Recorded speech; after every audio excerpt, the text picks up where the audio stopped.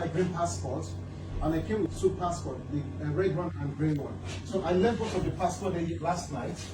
So how come I'm seeing this is my bag, and by the way, what did I want to use the passport to do? That's everything. Okay. What did I want to use the passport to do? See, this is my wallet. I have nothing in it. This is it. So why are you accusing me wrongly?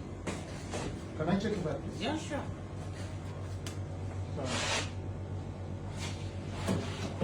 You won't believe. But passport here and Bilaliano. Lauren so we cannot pick there here, Lano. Honestly speaking, I don't know. Accusing me for stealing. Can you imagine? Lady, you accused of here. You took my stuff or what? I just want to check it, but that was the main thing. I'm not saying you're not going, but I need to get my passport, my red passport, my diamond, so why do and you my want to gold. check me? Emi, I tell Nicola Sulibi, Laliano.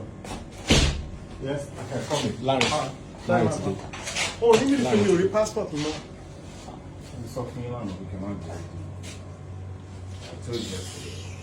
Ẹ̀gbọ́n tún ṣe ń ṣe kinní pẹ̀lú ẹ̀wọ̀n ọ̀rọ̀ fáńdùlé wọn ṣe ní kí passport yẹn wà ń bí lálẹ́ àná. I need to Can I check your body? No. What do you mean no? What do you mean no? Well, I need to get my passport before you leave. This is my bag. There is no passport in here. Hello. What do you got to look about to be? Can I check your body, please? Woman, can you sit and let me check your body? Can I check your body? Ẹ̀gbọ́n ẹ má rọ̀ fáńdùlé. No. Me a refund, but I just need to check. Do you have my passport? No. Yes or no? No. What about my diamond? No. Sure, quickly. 40k ló náà máa gbà mọ́ fún 50k. 50k ni mo transfer Ṣé fún. mo ṣeré fún ẹ dáadáa ni? O tún mo tún ṣe gbogbo yẹn tán. O tún wá sọ fún mi pé mo jẹ nìkan. But me ò rí passport mi now. It's not with me. I don't know. I have two passports. Then you check everywhere else. See babe, ṣé wọ́n lè check ara ẹ̀. Hey, come on, check my body.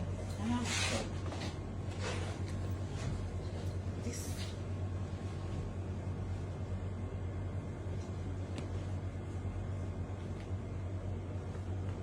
What is this? Sure, pé kí n gbágẹ̀ ilé tí ni. Can you What is imagine? this?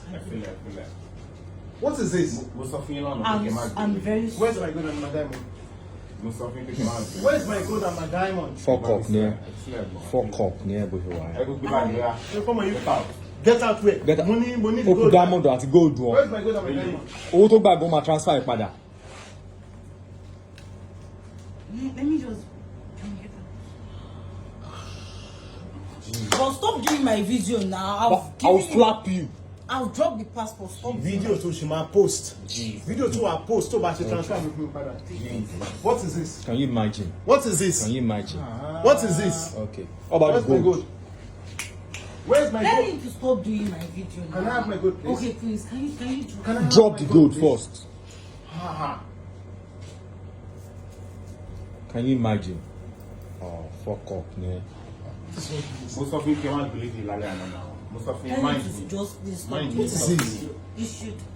Wallahi, Wait, ọ̀pọ̀lọpọ̀ I àpò won't yìí. post it. Ẹ̀gbọ́n kó ṣe 50k tó gbà kó dá padà kó transfer ẹ̀ padà. Phone. Wallahi, máa pe ọlọ́pàá fún yẹn. I'm begging. Let him just my video, please. Ṣé fèsì ló wà ní passport ni? Ṣé fèsì ló wà ní passport ni? Ṣé fèsì ló wà ní passport? My Fèsì ló wà ní passport. face, please. Ẹ̀gbọ́n ẹ yẹ kó tí ó kó transfer wá sóyún ẹ̀ padà 50k yẹn just transfer it. If she just stop doing my video, I will do the transfer. Okay. Are you listening? Can you transfer my money, please? I will. Let me just stop the video.